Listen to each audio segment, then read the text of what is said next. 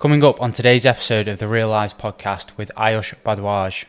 It's fine if you don't understand it. People find it's something so natural it should be understood, but I'm like, it is not that easy. Strength shouldn't be limited to a partial range, it should be through the range.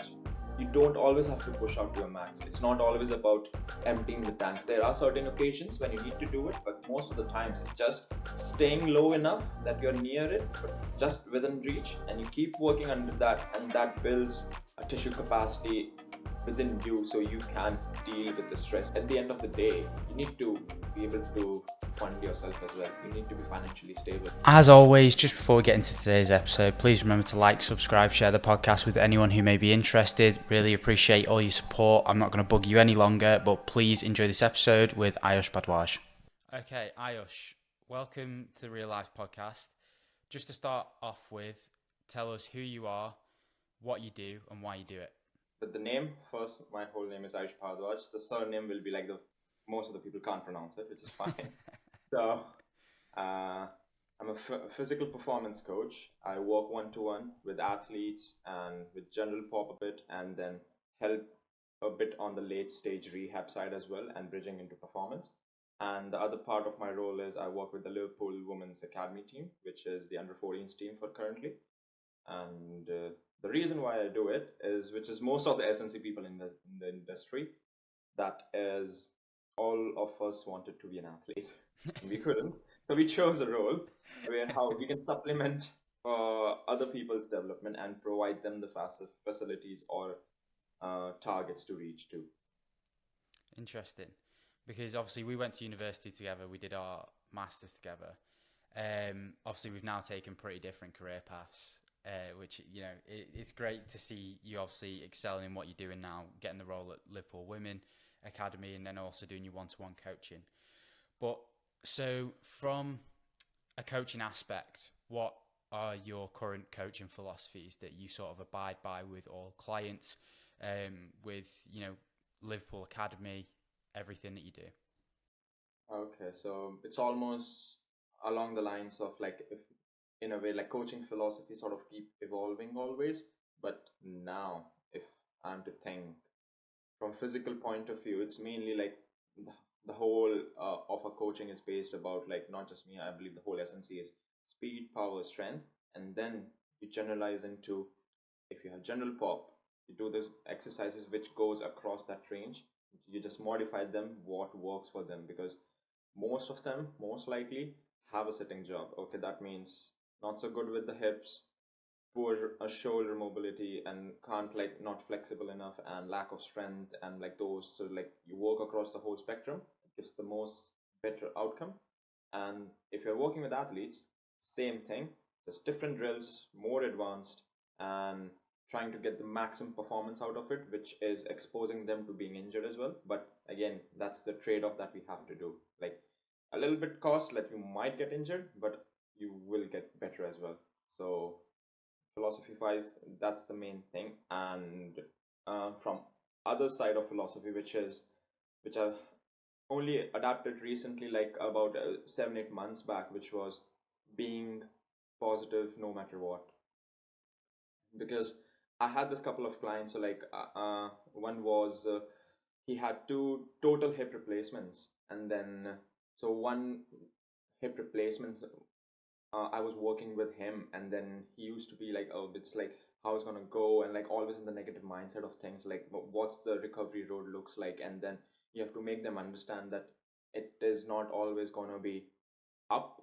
And the best analogy that I always give everyone, like athletes or general pop or rehab clients, in terms of progressing or developing, is like, think of it like a stock market. It's up and down, but in the long run, it's most likely is going to go upwards. And that's how your fitness journey is also going to look like, or your performance journey is going to look like. So it's not always nice and shiny. I want to move back there to that part you mentioned on mobility. You are probably one of the most mobile humans I've ever come across. Like the way you used to warm up for drills when we had our practical sessions and stuff, it was like instantly you could get into a deep squat, sit there upright, which for people who don't usually do that, it's near impossible to do. Like a lot of people will fall over, fall backwards, what have you. So what was it that drew you to that, that philosophy of building mobility? If someone has sort of poor shoulder range, wanting to progress that before, moving on to the weights, because there's some coaches who obviously are out there that don't, so they obviously believe that mobility has a role, but not as important as what you seem to think it does. So it's quite a bit of long answer. I'll try to condense it in a very short way as possible. No, go the long way, mate. This is For it. It's long? long form podcast, so go as long as you want. Okay. So when I s- okay, so it goes all the way back to when I was playing football in India, and at that point, I had broken my ankle. It got basically the right foot got stuck in the mud, and it twisted in, and I broke my ankle and sprained it. And then after that is a long recovery of like rehab, and you're resting out and all that stuff. And then finally, when it was out of the cast and trying to move it, at that point I didn't know like the anatomy, physiology, what's supposed to. I'm just a kid, like no idea. I'm just like later on when I'm reading all the stuff, I'm like, okay, I do not have a lot of range of motion, especially dorsiflexion range. So like my knees won't go further over the toes. And in India, if you like, we usually have Indian toilets quite a lot. So like you sit all the way to the floor, and I used to fall back. I couldn't just sit in it because my left ankle would go all the way, like the left knee will go all the way forward, but the right knee won't. So I'll just fall back. I have to hold onto something, otherwise I'll just fall back. So that was a pretty good example of like, oh, there's no mobility at the ankle there because it's just all scar tissue and it's stiff and it's yeah, it's not good. So how did I correct it? Well, I did not know there's a physiotherapist as well. Was not aware about those terms, any of that. And family wise also, they also didn't know about it. So it's like what I did, just keep squatting until you don't fall back. Just keep Forced doing. it. Yeah, just keep doing it. If it hurts, okay. There's a pain threshold stuff. Like if you can't hold it for too long or it's too painful, go back. And is that scientific? Yes. Is it something that someone told me to? No, but my body was telling it me to. Which is usually like if we have pain, we dial back a bit. We don't keep pushing it. We know what is our limit, and each individual have their own pain threshold limits. So there's no objective criterion and like this is it, and everyone will feel the same pain of different densities at their own different ways. So that was the start of it, like just doing the squat as many times as you can. And then eventually it got better. And then when I was doing in my bachelor's degree in India, so over there, one of my professors, he told me that I had sort of like from the ankles, I had sort of a lot of scar tissue around my uh, toes and around the ankles area. So once that was sort of released or broken down into, I literally cried on the table when that happened. That was so painful, and that eased up quite a lot of mobility as well. And then again, like I'm doing like what everyone else does, which is you're stretching out the calf, and then you're trying to stretch the whole sort of fascia. And so fascia in terms of the simple way how I tell everyone, like if you're a general pop, you don't know what is a fascia. Fascia is basically um, suppose you have a vegetable, the outer layer of the whole vegetable, that's the fascia, and inside is all muscle, tendons, whatever the structures are there. So that fascia now, so I'm stretching my quads, hammies, calves, everything, nothing, uh, everything is stretched, so I'm not missing out on anything. You keep doing those over and over again, and like for years, and it gets better. And then you start to do your lifts. Then I'm loading, like doing back squats, goblet squats, whatever. Again, the intention is to move through range of motion as much as possible.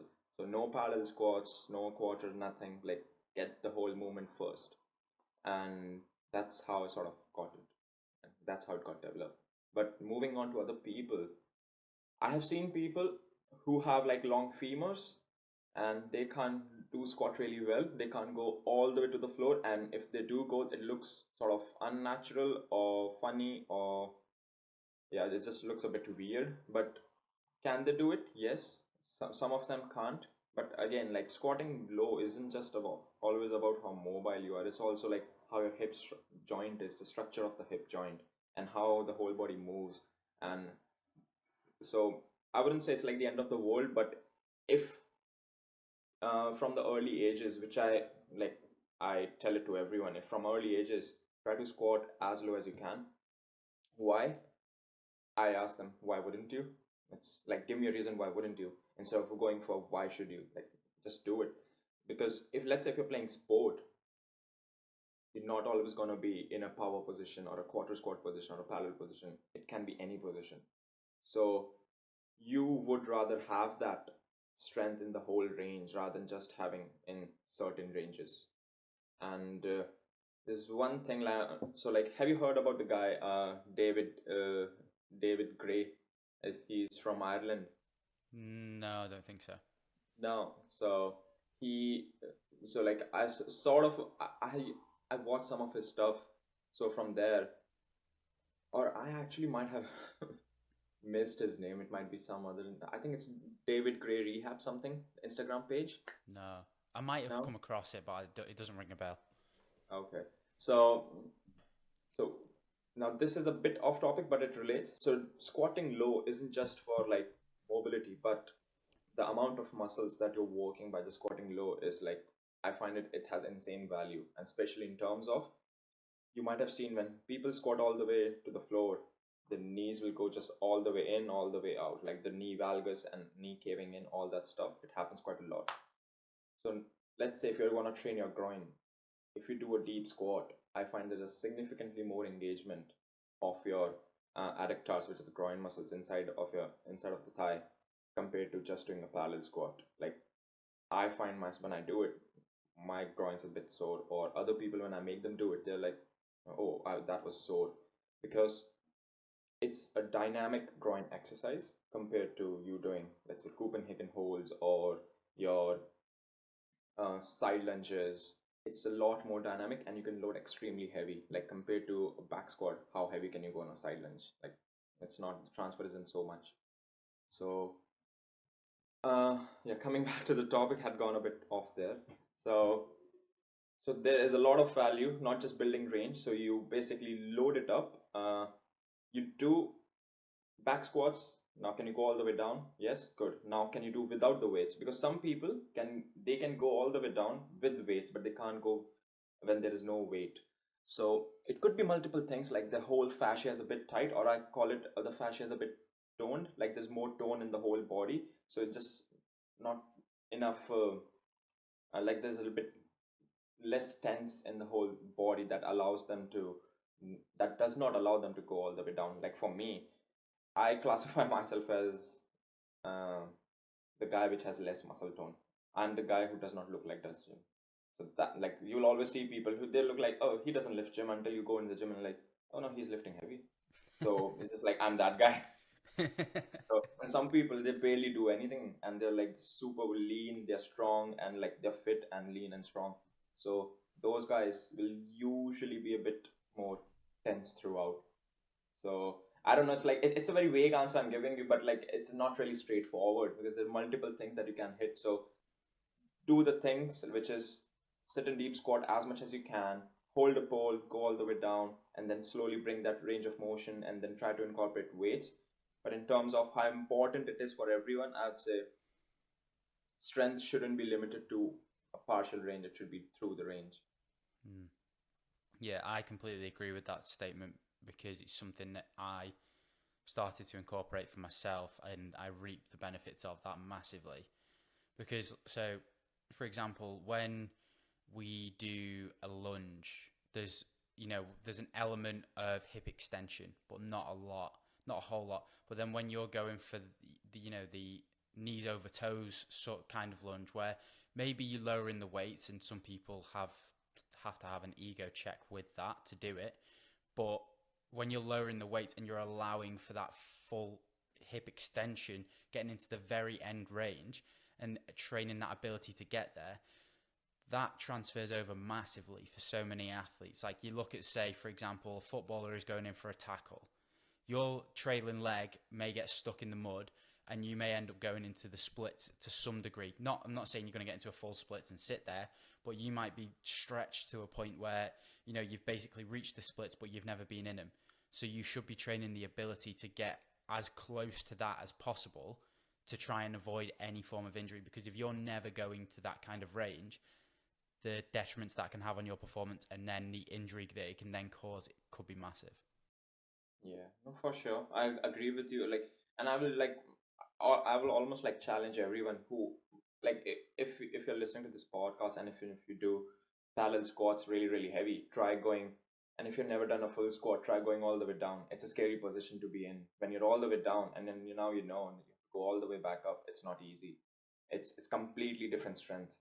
And if you were to pause at the bottom, like let's say just pause for 2 3 seconds, will be just like you can't move it, like because usually some people they go all the way down and sort of bounce back, which is just you're using your tendons like a rubber band, so you get that bit of extra support and help to come all the way up. But cut that off, wait 2 seconds 3 seconds and then try to come back up. It's completely different from doing a parallel squat. Mm, yeah, I 100% agree. Um, Sort of moving on from that, when you said there that obviously you broke your ankle and you started training the deep squat because you obviously weren't able to utilize the function of that, did that then sort of draw your attention to the training side of things? From, being a footballer, you probably just played football, just trained, went to training, ran, did length of the pitch, what have you. Did that then sort of trigger that curiosity to go and look at strength training as a means for bettering performance? Okay, so that's actually a funny story. Like I only wanted to work on mobility because that's what I perceived as is my limitation. And you can only work on things that you know you're lacking of. You cannot work on things that you know that you not, don't lack of. So what I mean by that is I knew mobility is not there because I can compare, I can see the difference, but I wasn't even aware like there's strength training, there is speed training. I had no idea, zero idea at all. All I wanted to is because resting on the bed for so long, I gained fat. Like I grew a big belly, so I was like, oh no, can't play football like that. Won't last a minute.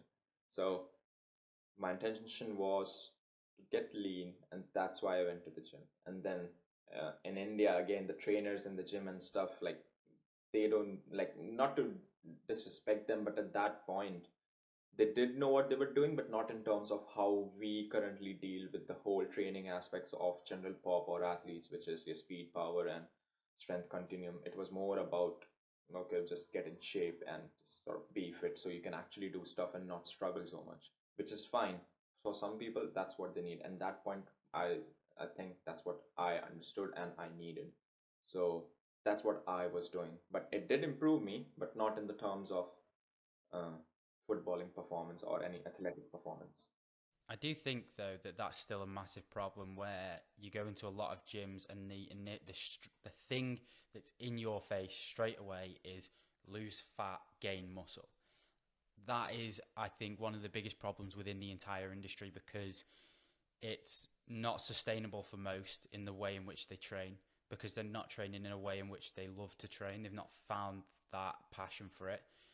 The diets that a lot of these PTs are putting them on, A, they shouldn't be putting them on a diet because a PT should not legally be doing that.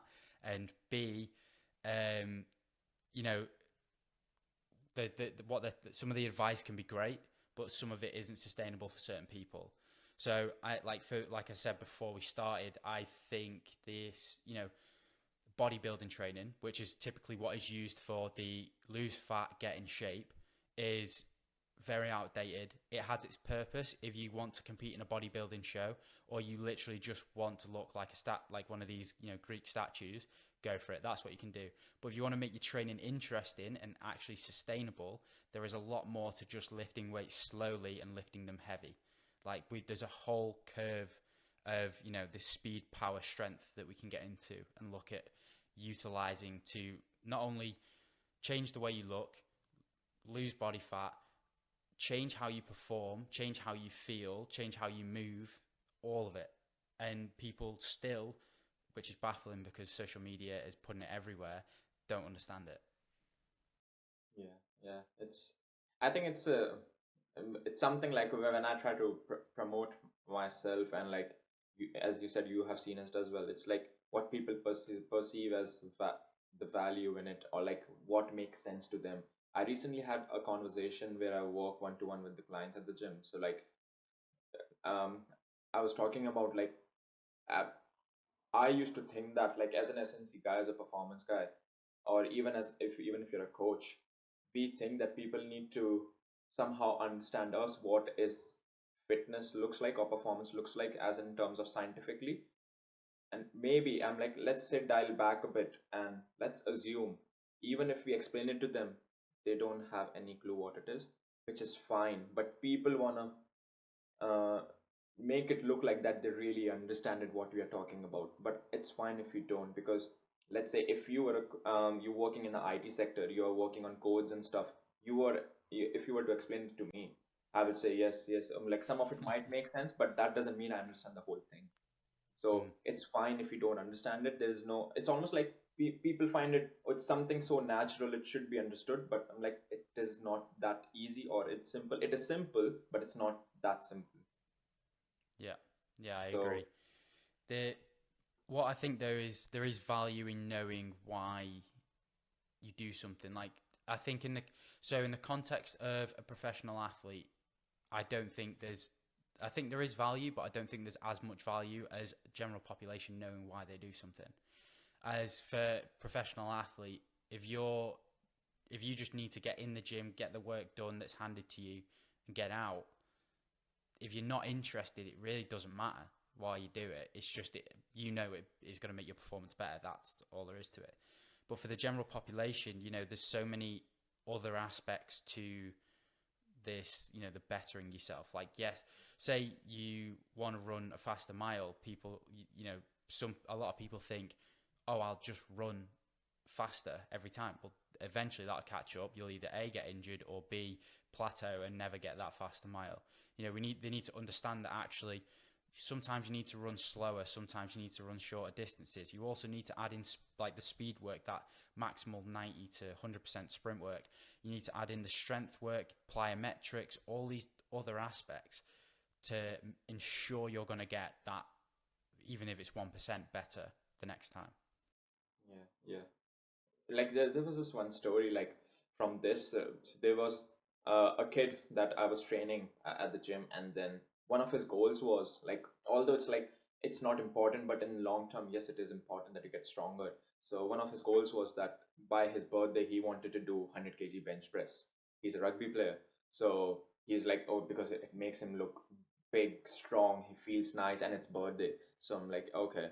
So he was at about 87 or 90 something when he met me. He was lifting about that, and 90 was again like a push, and he also needed help. So like I created a plan for him. Like obviously other stuff is there's a plyometric speed and other stuff, but also because his mind is focused on getting by his birthday that 100 kg bench press. So made a plan for him where he was lifting in the prescribed manner and the percentages, but he wasn't lifting like close to 100 until it was his birthday, or a 2 or 3 days before that. So then he used to ask me like, okay, why I'm not trying to go close to 100. I'm like, you'll just get tired. There will be nothing left in you by the time, if you keep doing that heavy lifts all the time. You just need to keep building that capacity in the muscle, keep building that tissue, and you will get that strong. And he just, I hope, yeah, so he sort of trusted me in that way. And then by his birthday, he managed to do 2 reps on 100 kg, which was like without any support. Like there's no help. The third rep he needed a bit, but 2 reps at 100. And so again, it shows you just that you don't always have to push out to your max. It's not always about emptying the tanks. There are certain occasions when you need to do it, but most of the times it's just staying low enough that you're near it, but just within reach, and you keep working under that, and that builds that. It's almost like a tissue capacity within you, so you can deal with the stress. And most of the people don't know this, that strength isn't always about how big your muscles are. It's also your nervous system. Like that's the main thing, the neural factors involved in it. So those are going to drive. And the common example, we always know someone in our gang who's like really skinny, but he's strong. Hmm. So how is he strong? Doesn't have Yeah. muscle. It's something that I learned because I started going to the gym when I was 15, and I had that thing of like, how do I train? Oh, lift weights slowly, lots of them, and lift more every week. And that was almost like, it was great for the purpose at the time, but then I remember going back to play football after there was one particular off season where I sort of like absolutely smashed the gym and was lifting heavier and heavier. And I got to the pre-season of football, I couldn't run properly. I just lost that ability to, because I just got so big that became like almost a task to run around a football pitch. It was honestly, I was all type 1 fibers in that. Like there was no type 2. And it was quite frustrating because I was always the fast kid. Like I played centre back but was a sweeper because I was the fast one who could clear the lines if the other defender who went for the header missed it. So, and to then come back and I was like, what's going on? But I didn't understand the principles of like, if you want to move fast, you've got to train fast. But also if you want to lift heavy, you don't just lift heavy, you move fast, you do your plyometric work, you do your isometrics as well, all these different variables. But at the time, there wasn't as many resources out there as there are now. Like I feel like as someone in general population can now go online and build a program which is actually very, very functional in comparison to what you could 10 years ago. Yeah, yeah. And I think overall as an industry, like we still have the ones which like just people who are not doing what needs to be done. But again, we have a lot of coaches coming up who know what they're doing, but for them, the issue could be like, how can they reach out? Like it's in today's world, it's so much about like how you market yourself and like does that looks more fancy than the other. So it's like a bit cloudy in terms of for the general pop or even athletes around the world. Whom do they actually go to get their requirements done or the service or whatever program or whatever solution they're looking after for? It's just like this all that haze of marketing is just, it's very, I find it quite difficult to like, is it gonna work? I will doubt myself if I had to spend like, let's say, hundreds of pounds of money on some service. Like, is it gonna work or not?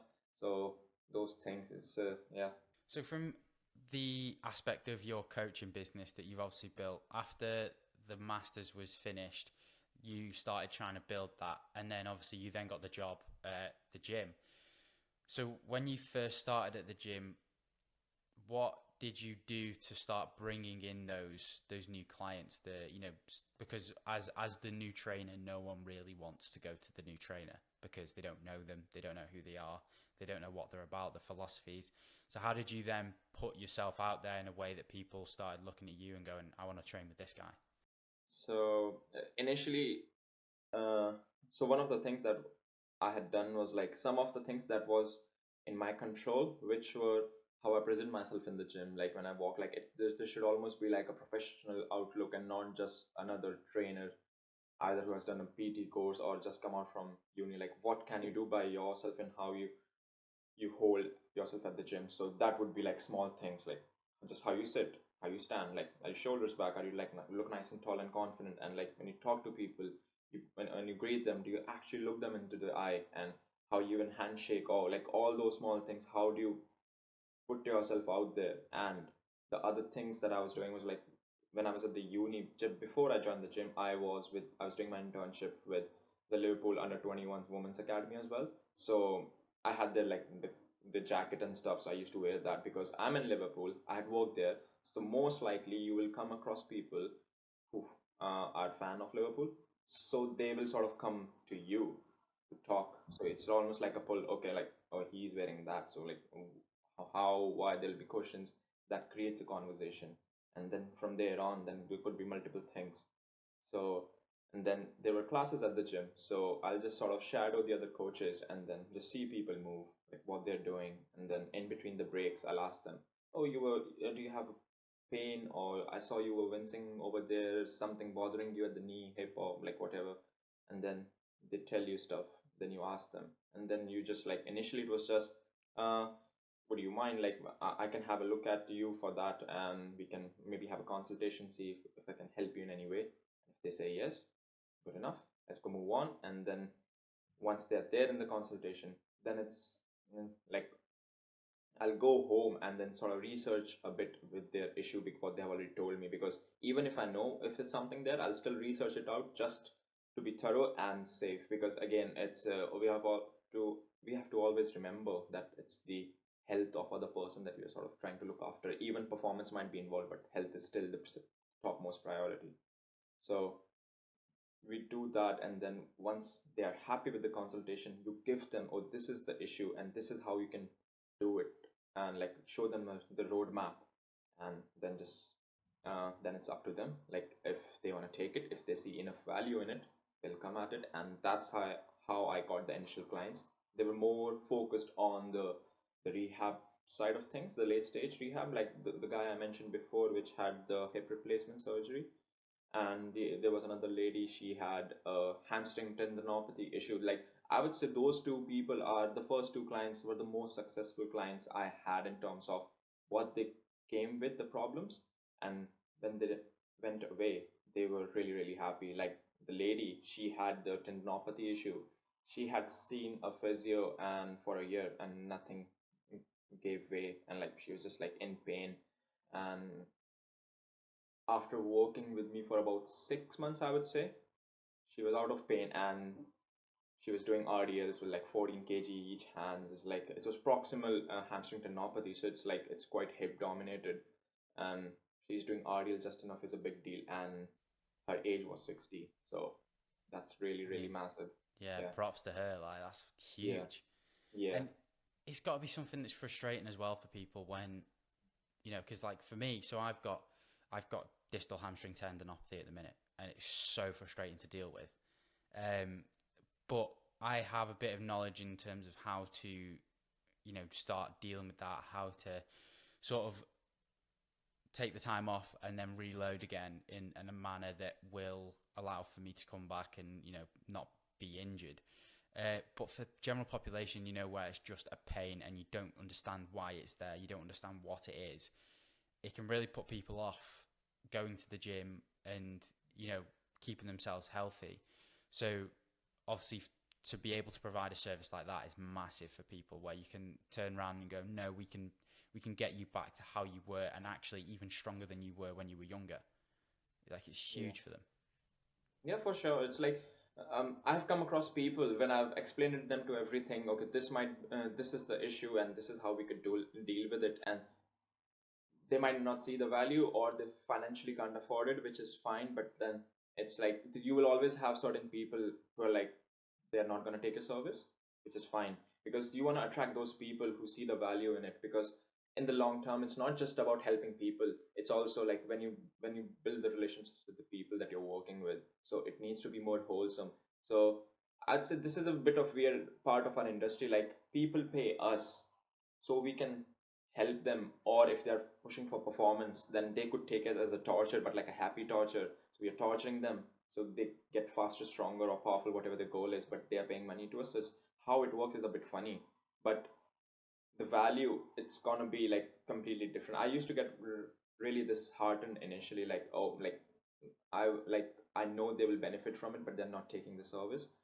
Like, but it will happen. It's bound to happen. Everyone will see that. No one has like 100% client capture rate. It's gonna be a bit less, sometimes a bit more, sometimes. That's just the part of the game. It's you attract the right client, if they see value, you are happy, they are happy, and trying to help. And yeah. Yeah, it's really interesting. And before as well, you mentioned obviously whether you're a PT or a performance coach, but just define for us what the difference is for you in terms of a personal trainer versus a performance coach. Mm, so again, like, just before I go on this, like, I don't want to disrespect anyone. It's just my opinion, and this is just how I perceive it. So, performance coach, like, I have never called myself as a personal trainer. I've always called myself performance coach. And so the performance coach, like, when people join me as so I can provide them a service, I ask them, what are your goals? So now that goal, it could be, if they're an athlete, now we go into complete athlete side, which is, oh, you want to improve at football, you want to get more faster, stronger, or whatever that those athletic goals of yours are. Or if you're a general pop, okay, what is your goal? Oh, I want to be pain free, I want to be able to walk on long trails, want to climb a mountain, or those things. So those things are your performance goals. So performance doesn't have to be elite performance. It can be any outcome or goal that they see as really challenging to them. That is their performance goal. And now when you come to PT, personal trainer is just a really, really general term in that you are trying to help people. And it doesn't sort of justify like in what category and what capacity. And you can be a PT by just doing a normal course. Like there's so many courses out there, but performance coach, I think you will only be called, or you can call yourself a performance coach once you have done your at least your bachelor's and then your specialization in master's. It's like any other, like if you were going to be a doctor, you'll do your MBBS. So MBBS is equivalent to in our world as bachelor's in sports science, and then you do your specialization. It could be surgery or whatever it is. So that is your MD. In our world, it's MSc, like I did in strength and conditioning.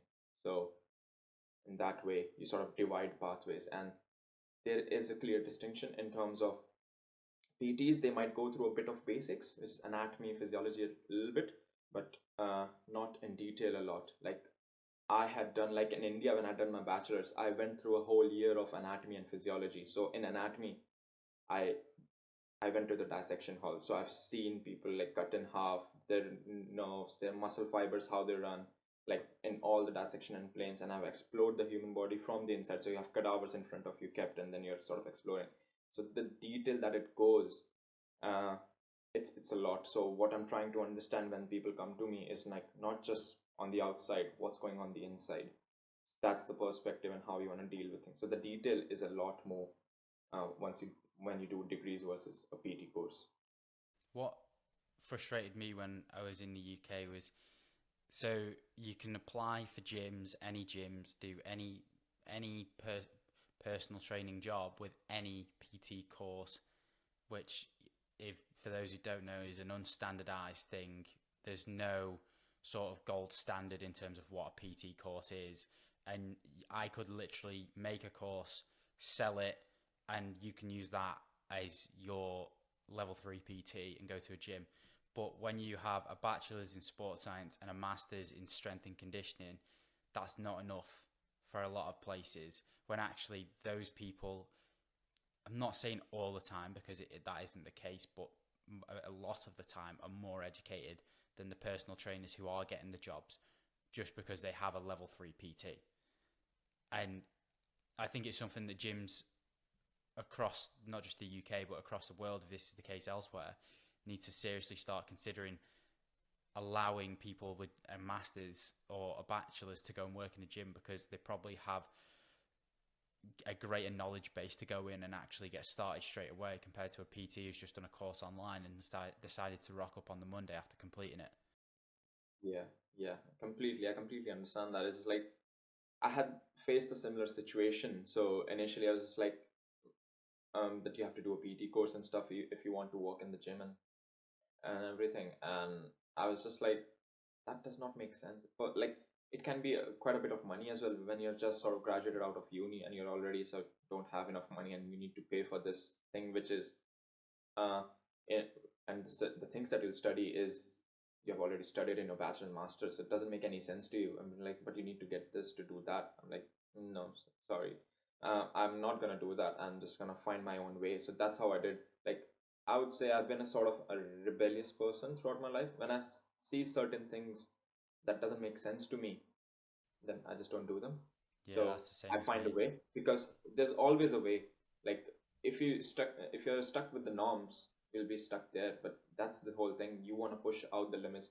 You know that this doesn't make sense. And throughout our masters and bachelors, we were educated not just in the scientific way of coaching people, but also being rational with our thoughts and how we want to process things and rationalizing things and making sense of those. So why not use it in the daily life as well? Like, this does not make sense. So don't, like, just do something, find ways to get around it, work on it. And it worked out. So, and how many online coaches have PT course? Maybe very few. How many of those who have done it? So you never know.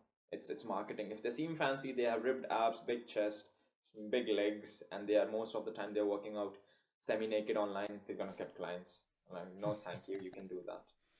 Yeah, it's such a hard thing. Like, obviously, you have an incredible knowledge base with what you do, and the way you see, the way you portray yourself online is in a manner that I would think is a lot more professional in terms of what you do see the majority of people doing, and it's commendable the way you do it. And the PTs online, just because they take the top off, they get the extra 30 clients. It makes no sense. Like, because what people aren't aware of as well is the fact that these guys train probably twice a day, possibly on steroids, and you know have probably one of the worst lifestyles in terms of, like, all they do is gym and eat. That's all they do, because they need to keep up this persona that they have. Whereas, the way you do it, where you're actually trying to provide knowledge, and you're trying to teach people different methodologies, and why you should be sprinting as an athlete, why you should be doing plyometrics, why you should be doing X, Y, and Z. That is a lot more commendable, and it should be reeling in the clients, but it just isn't, and still to this day I don't understand why. It's like that's something that I'm also trying to figure out. Like, what is it that they don't understand? And I'm thinking, like, what I have thought of it so far, it's not so much about being rational, it's more about what seems more appealing, what seems more glorified, what seems more fancy, and all those things. Like, they're looking for a thing that is very different than what they conceive as, and it's like, oh, that looks really cool, that will definitely help me. Like, it's one of those things, like by doing ab crunches somehow you lose fat, your abdominal fat. No, it doesn't. So it's like, that one is so old, and people are still trying to educate other people on it, and people still believe it. And just like, it just make your abs muscles stronger, like any other muscle in your body. You have ab muscles, you're gonna work on them, that's it, nothing else you're doing than that. So it's just weird how people conceive these things. It's uh that's why, like, what I've done is, like, you educate people. If they listen, good. If they don't worry about them. You're like, it's like sheep follows the other sheep. They'll follow. You'll find the odd ones out who value and understand, and that's your client. I'm interested as well in how you structure a program, because like we've said, you don't just go for strength like a lot of people do. So for people listening, how should a program be balanced in terms of, if you're looking to build an all-round better, physique, performance, ability to run, all these different parameters? To be very basic, we can generalize those things into two. So if you're talking about general pop, one who just wants to feel a bit stronger, fitter, and just nice about themselves, and the other one, all of that plus they want to run quite a lot or do other activities which can be a bit hard. Like, even for us, like, let's say they're hiking mountains almost like every month or so, and they like to run long distances and stuff. So for the first group, it's based around, as we mentioned or we spoke about earlier, which is working on the strength, speed, and power continuum. So you have, like, create bunch of supersets. So you have two exercises bunched up together, and then get your the ratios of your reps and sets right. Which, let's say if you're working in strength, 3 sets of 6, pretty straightforward, nothing fancy, gets the job done. Don't try to overcomplicate it. And then you can superset something like, let's say you have a goblet squat, like for the guy who has never done gym, goblet squat, a leg exercise. Come do it with the press up, and press ups again, you don't have to go directly to the floor. You can do from the start, from the box or wall, whatever works. So you're pairing an upper body with the lower body. So what it does, it saves you time. Like, by the time you reach to the lower body, you have already given rest to the other body part, and you're not sort of sitting around a lot, and then you can get the maximum out of the time. So you work about that, and then you start introducing some basic core stuff. So, like, how I see is, and it's been ever evolving, which is doing your basics, which is like the planks. Can you hold certain positions? Okay, can you hold? Okay, now can you generate power through them? So your slams, rotations, and all those things. And once you have done that, now you have your other body parts. Same way, you create supersets, which saves you time, but they're also targeting the, the things like strength, tendon stiffness, your tissue capacity. And one of the things that people don't realize is, like, by doing this type of stuff, it's uh, your the oxygen that you consume, not during the exercise but after you have done, which is the scientifically term called as epoch. How much you're consuming oxygen afterwards is significantly higher, and that's what you need for more fat oxidation, which is your fat will be burned more when there is higher presence of oxygen. So you've done high intensity work, you've lifted heavy, your heartbeats have went really high throughout the workout. Now you're just by sitting, you're burning more fat. And somehow people don't conceive it. They only see it when they're running a lot, like hundreds of miles. That's only when you burn fat. uh, that's not the only case. Now when we go to other client, you do all the same stuff, but now you add a bit of plyometrics in it, like simple box jumps or land off the box. So you're developing the eccentric part of it, the stability, the concentric portions. You try to build it up slowly, intensity wise and volume wise, so you're not making them more susceptible to get injured. And that will be the main difference, if I would classify, as if you're training a general guy versus a who wants to do a bit more intense physical stuff, because you need to incorporate those plyos, otherwise they're going to be more susceptible towards tendon issues like tendinopathy or all bunch of that stuff. I want to emphasize there as well, when you said about, incorporating things like rotations, it is so important to not just move in fixed planes of movement. When we're moving in a bench press, lifting like this, or shoulder press, lifting like that, or squats, or whatever exercise you're thinking of, it's so important to add a stimulus where it is outside of those normal ranges that you're used to. Because again, let's apply it to sport. When you're playing football, if you're lifting in linear movement patterns, so say if you go up and down, it is eventually, there's something that's going to happen in a game which will probably cause injury or cause a problem. Say, for example, you go up for a header 50-50 in a game of football. Someone, you go for 50-50, you come off the worst of it. You've then got to land sort of off center. All the weight could be going through your left leg, for example. That's a prime area where you could get an ACL rupture. And people should be training where they're jumping multi-directional. They're doing a lot of change of direction work where they have to be reactive to it, where they don't know that the stimulus is coming, they don't know what's coming. And like the rotations as well. There's so much rotation in sport, and not enough people are rotating during exercise. Maybe a little bit during rows or something like that. There's some rotation going on there, maybe during a warm-up as well. But there needs to be so much more throughout an entire training program. Yeah, no, I agree with you.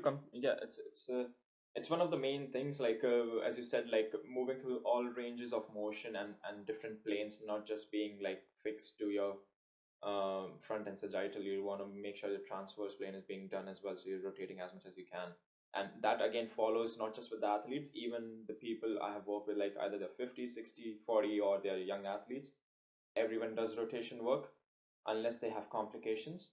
And yeah, or everyone does that rotation work. It's just the intensity of the exercise and the volume of it keeps changing. And for general pop, that one advice I would give to everyone is this, like, in terms of how much you do certain things, like in terms of volume and intensity, the best person to guide or to know that is it enough for you is like the person who's doing it itself. Like if you feel that's enough for a day, that's enough for the day.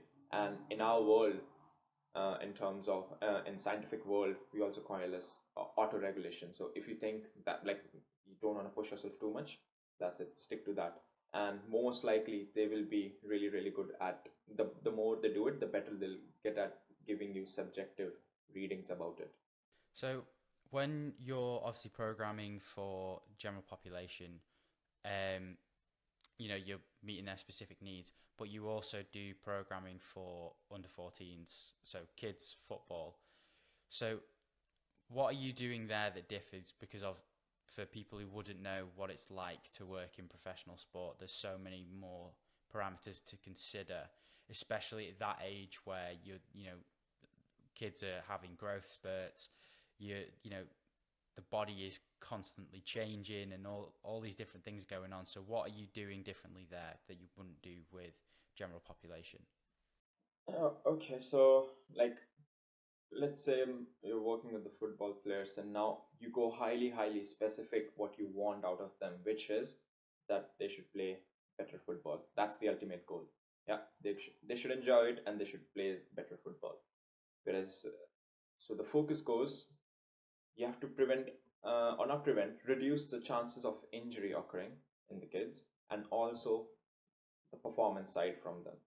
So now that could go, let's say for a footballer, you need really good quad strength. Your hamstring should be really strong, your glutes, your groin, your calves. So isolating those muscles in a way which they get some sort of strength stimulus every week. So it's consistent stimulus each week. And then also, once they learn the basic movements, then you're trying to make them lift weights and like progressively overload them period of time. So that way you're taking off the two boxes in one go, which is reducing injury chance and pushing performance. And then when you're on pitch, so like footballers have two sides, one is in gym and one is on pitch. On pitch, we are working across your acceleration work, your change of direction work, your agility work, your speed work. So you have different days where you're like, okay, this day we're going to work on change of direction or acceleration. This day we're going to work on top speed or max velocities. So each day the warm up changes a bit, which complements their main priority of that day. So those type of things will not be done with general pop because they don't need them. They're not gonna run maximal velocity at any point of the week unless they tell us that that's what they do. They go to the track and run, or any change of direction. Like some of the people, like especially in UK, I've seen like it wasn't so much in India, which is like even general people, they will go like every other Saturday they might go play five-a-side in with their friends or the other people. So if they're doing that, then yes, I will incorporate that the things that I spoke about, which is groin, calf, and all those things which are really essential. And from injury reduction point of view and the performance view, and also you'll train them change of direction stuff uh, because if you don't introduce those things, you just increase the chances of injury by a lot because your body is not familiar with the movement patterns and moving in multiple planes together and coordinating the whole body in the space and those things. So that's how you like sort of program. And from maturation related injuries, it's you need to have the prior data of all the athletes you're working with. Like when I joined in, it was midway in the season, so I don't know how these kids move. I have no idea about their history, so I need to know what injuries did they have in the past, what have they been doing, so I know what I'm dealing with. Because it's really difficult because if it's preseason, I can just give them basic plan. I observe for a while, okay, what they're doing, how they move, like what can I do specific to each individual as well. But if not, uh, you have to just like go to your team, ask the history, get it, and then start programming. And yeah, that would be the main difference between those two. So when you're obviously screening a client, what are you going to look for with them? What sort of things are you going to get them to do, and what are you going to analyze with them? So is it like a specific goal or just like in general? In general, so say someone comes to you and they just go, I want to get stronger, I want to get fitter, you know, the usual what you would get. Yeah, So yeah. what are you going to do with them during that screening? So yeah, it's gonna be very basics. The first thing would be like I'm not bothered about how heavy you're lifting. Just show me how you move. Some people can lift really heavy, but they don't move really well. So it will be okay. Can you do a squat? Can you hinge properly through the hips? Then can you do a press up? And then can you do a pull up or variations of pull ups? Can you do um, holds of the trunk? It could be like front planks, side planks, and like those just basic movements, nothing fancy. And then we get those the basic movement patterns. Can you do those? And if they do any sort of running, then I'll ask them to show me a bit of like how would they do a broad jump, or how would they do a counter movement jump, and then I'll just see how they land, how their body is moving in the space throughout, and then you figure out, okay, what level are they at, and then you program for there on. Mm. How have you found the transition from moving from India to the UK? Because obviously with the cultural differences and stuff like that, and then going into work in the UK, how have you found all that? uh, so like in India, it was like it was more bodybuilding like structure. It's like Mm. everyone wants to build body, and just I don't know, maybe that's not even their goal, but that's all they know and have seen other people do it, so that's what they want to do. But once I was over here, the focus was changed. Like you still meet people who are into bodybuilding, but again, you see more people playing sports around you, and not just like uh, kids, but also people who are in their mid 30s or 40s or 50s. They still want to do their sporting activities. In India, it wasn't so much, at least where I was at. So if those people are doing that, then obviously the training will have to be a bit different. They can't just like do bodybuilding stuff, and the way they'll just get injured. And that's why the gym I'm working, there will be people. Someone is doing acceleration work, someone is doing heavy strength, someone is doing mobility work. So it's like different people, different goals, and those stuff. And the other thing was culturally speaking, it's a I would say it's different, but it's not different in a bad way or a good way. It's just like just different, because you expect people to have different sort of values and how they want to do things and stuff. So I just feel, yeah, it's fine. It's just mainly the food, I would say. It's been quite different. Better or worse? I would say, boss, it's all bread. Have you found like, because British people are very negative, so how have you come across that a lot, and how have you dealt with that? Uh, I wouldn't say negative. Like, maybe I've faced that, but not. Yeah, I wouldn't say I've faced that enough. Then if it just, I I could assume that because the weather isn't so great. So it's like it's always cloudy, and it's just like in a dull mood all the time. And now it's summer. It's sunny. People naturally are a bit more smiley Happy. and happy, and just like it makes a lot of difference. I felt that it's a massive difference. It's huge. Like here, so now in Melbourne, it's like we're in winter, and it's like this morning I was cycling to work at 10 to 6, and it was 4 degrees, and I was like, "What am I doing?" Like, I was like, "I could be back in the UK. It's like 26 degrees. It's beautiful." And then I'm like, "Nah," because we have 40-degree Christmas. Like, it's so hot. But we obviously here it's like it's extended. You get a really extended summer, so everyone's really really happy. But then for the like these sort of 2 3 months where it's really cold in Melbourne, you notice the difference. Everyone just hates it because it's almost like British weather in a sense here, but we just get like extreme summers and like mild winters. Like it's not as bad as what the UK is. I was there actually, like when I was doing my bachelor's in India. So I went for a semester abroad in Melbourne at Deakin University. So Oh no that way! was, yeah, so that was, I went in July something. I was there till October. So that was like the winter time. You And missed, or you literally left as summer's about to begin. yeah. So yeah, What was it's cold in that time. what was the internship for or It placement? wasn't internship, it was just semester abroad.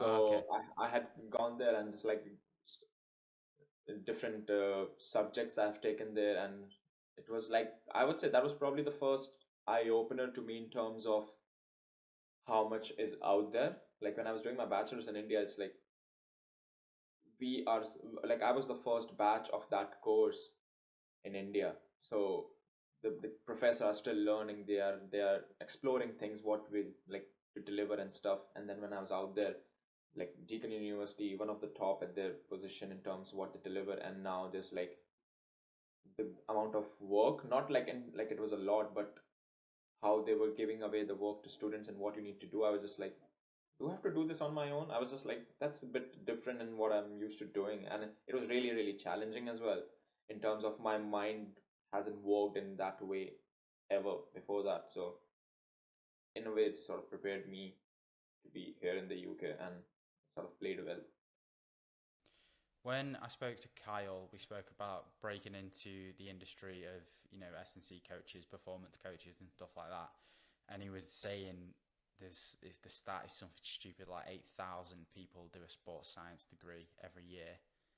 So when, 10 years ago, what would have been like maybe a couple hundred, 300 people doing the sports science degree is now, over 10x that. So for yourself, what have you done to make yourself stand out to get the role at Liverpool Academy, and also, bring on the clients and stuff in your personal business? Yeah, it's like I have spoken to Kyle about this. Like obviously he had done so much work at Tranmere Rover, like without being paid and stuff, and still didn't get it. He still didn't manage to get the job secured, and not just that, the other places. It's like it's mad. Like how much do you need to prove yourself that you are able to work at that capacity and do other things? And now when you say that, like so many people are graduating every year in a certain area, and now like there's not enough jobs because there's so much people coming in. I'd say the best thing you could do is uh, try to figure out what are you passionate about, like within the SNC as well. Like there might be something that resonates with you more than the other. Like for me it's more speed and change of direction work and acceleration, all those like things. And it's just like I find it fascinating in how that works, not in the terms of from biomechanical point of view, but more about developing those physical qualities and breaking down, does that guy need more technical work or more physical work, finding the gaps in between. And like it's almost like you're the detective, figure out what's wrong and then work on the issue. So and now in the industry you need to have that sort of desire and hunger to work towards something and keep your options open. Like so many people see as like working at the pro clubs or academies as their top goal, which I'm not saying you shouldn't have those goals, have those dreams, but do some other things as well, because at the end of the day you need to be able to fund yourself as well. You need to be financially stable. Like at one point you'll realize like you have done so much, but you don't have the security by yourself to do other things in your life. And life is not only about just providing value to other people, it's also what you do with your life as well. So you need to experience life as well. So don't just put all the eggs in one basket. Like keep options open because it's still so young. Keep looking out for every opportunity possible, try out everything and see what works, because that's what I have been doing. Like this Instagram stuff, I wasn't posting regularly since until I was like sort of super serious about it, because like the only way you're gonna get at it is keep doing it, keep doing more and more, be consistent. There is no other way, there's no fancy trick, nothing is gonna happen. Just have to keep doing it, and that's probably what you're doing as well, just like marketing side of it, and keep posting content, like trimming it. And it's like there's no other thing, just keep posting. That's the one thing I came to learn about this is like I don't have the biggest viewer base, and that doesn't bother me because I enjoy the conversations that I have with people. And as much as it is like it's work, like we've had a conversation for an hour now, and then after this I've got the previous episode that I've done to finish editing, do the clips for. Then I've got to add the subtitles, I've got to add videos to them to make them more interesting.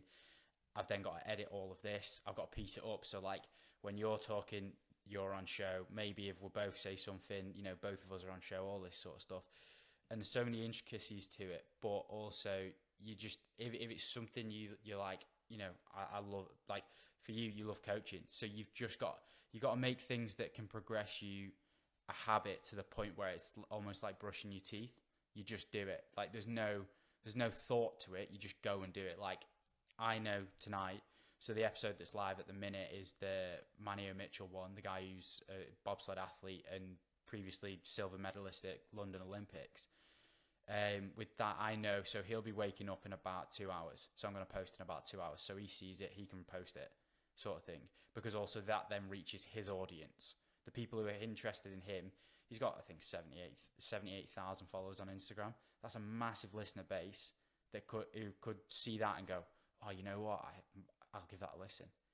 Because, and that's it. Like you just got to put the work into these things, because otherwise it's never going to go the way you want it to. And like for yourself, building your clients, you could have just sat there and done nothing, and it could have gone shit. But you've gone out there, published online, you've gotten yourself around the gym, gotten your clients and all that. So it's how much work you're willing to do.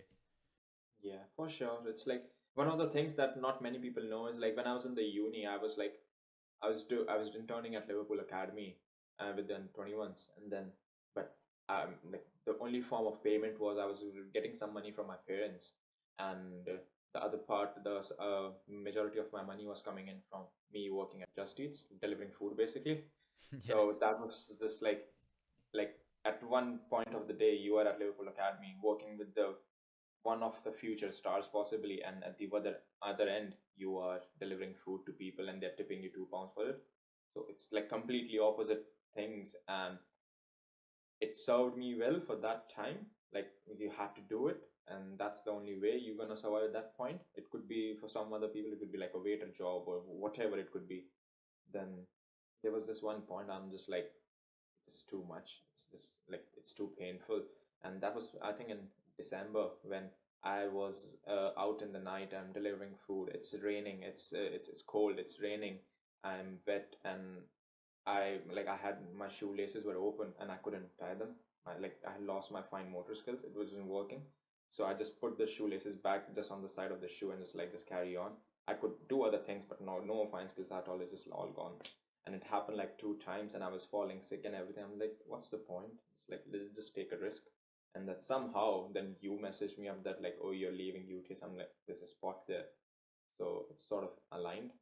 And that's one of the things, like what you want. If you have a goal and if you're looking out there, the sort of the universe will help you out. The things will fall into place. You just have to go out there, do the effort, take action, even if it's risky. Take action. Because if you don't take action, then it's definitely not going to happen. But if you do, it might. Exactly. Yeah. And that was it. Like when I was leaving, I kind of, because I was leaving so quickly, because I was, when I found out I was moving here, I was like, I need to make as much money as possible. I can't be dealing with like people dropping out and losing money. And I was like, I need to go and earn as much as possible. So I didn't want to leave the gym in a place where, they're now having to find someone else after they've put trust in me to do a job. So I was like, who do I know who's probably one of the most competent people to do it? I was like, instantly thought was you, because like of how skilled you are at what you do. And then now like you've turned it into, this business that you've got, and it's great to see. But for those who, they're starting out in that industry, the same industry as you, and they're like, it's obviously tough at the start to bring the clients in. What would you recommend for those kinds of people to be doing? Yeah, so as I mentioned before, it's just like control the things that are in your control. See like what locality are you working in. Like if like just take football. That's one of the things that works with everyone. Start a conversation about football. Greet people. How you position yourself in that place, and try to help out other coaches as much as you can. Try to just ask them. There's nothing wrong in asking, like if you have any extra clients and if you can't work with them, if they can give it to you. Or when you're in classes, identify people, look out for people if someone is having a pain, or try to read people out, like is that my potential client? Just having conversation with people and being patient. Like that's one of the things. Like I say all those things. I was doing this. I had only like a client until for 2 months. So I had only just one client in 2 months, and then it sort of I got two more. Then 1 month again. There's nothing. So it took its time, but I was still doing the groundwork. I was not leaving the things that like being patient and just like doing all the other small things. I'm still doing them and working with my current clients, and give your all with those clients. Like do the best service that you can do in your capacity. Look out, like it's a life and death matter. It's not just it's not just the money side of it. Just like give your all. Don't leave any stones unturned. Keep digging at it. And the other thing, which is uh, so there's a book called as Think and Grow Rich, which I had read, and it was suggested by my girlfriend. So that book is her dad's book, and then it's one of the classics actually. So it's like about how do you actually like attract the richness to you. And it might initially it was to me like this doesn't work. Like that's how I was, but I'm like it's not gonna hurt me if I read it. But I'm not a good book reader. I just get sleepy. So like now I'm not. I'm quite a bit better actually now. So just write your goals down. So one of the things that I did was like I need to make this amount of money by that time of the month, or like next 4 months. Like set a date, month, year, and what's your goal. And then what will happen is, as I said, like things start to fall in place. You're always manifesting it, you're always looking out for that, and those small things, they matter. And this is the same thing with athletes. They're manifesting something, or they want to win the league so bad, and they're manifesting it. They have a goals. You're visualizing it constantly each day, in and out, and things will happen. And like there is no way it's not going to happen until you keep giving your all. And then once that happens, it's like the ball gets rolling. Now you're in the game. Now it's slowly coming in. Then you can ask for referrals. Like if you know anyone else help me out, then they might give you out. Like it might not be everyone, but you might get a couple of them. And it's just that you just keep doing those small things over a period of time consistently, and you get the maximum from it. It's amazing. I'm going to ask you one final question, because I feel like that's a really good way to sort of end it. Is I ask it everyone, is how would you like to be remembered?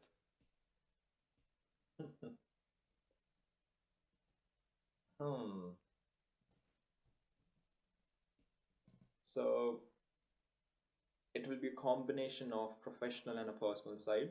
So it would be, I am a performance coach, not a personal trainer, who works upon catering to your demands to maximize your performance. So you not only live your dream, but I am living the dream with you. Amazing. So yeah, absolutely love it, mate. Where can people find you if they want to work with you from a coaching aspect and stuff like that? How can they get to you? Yeah, so if you just want to see my cool reels or want to work with me, you can obviously follow my Instagram channel, which is the Sports Scientist, which the Sports Scientist is straightforward, and there are a couple of options. You just always DM me if you have any athletic goals or general goals, whatever your goals are. I'm always on the lookout, and I have also started recently online coaching. It is in a really, really new phase, so I'm looking for more people on it as well. Huge thank you to Ayush for coming onto the podcast. Friend of mine from uni, and it's a great discussion on all terms, athleticism, training, and he's got such a good knowledge base, and he's such a good practitioner at what he does. So if you want to be coached by Ayush, or just see some of the things that he gets up to on a daily basis at work, then go follow him on Instagram, or you can find all his links down in the description below. So make sure to follow him, and also like and subscribe to the podcast, and I'll see you next Monday for another video.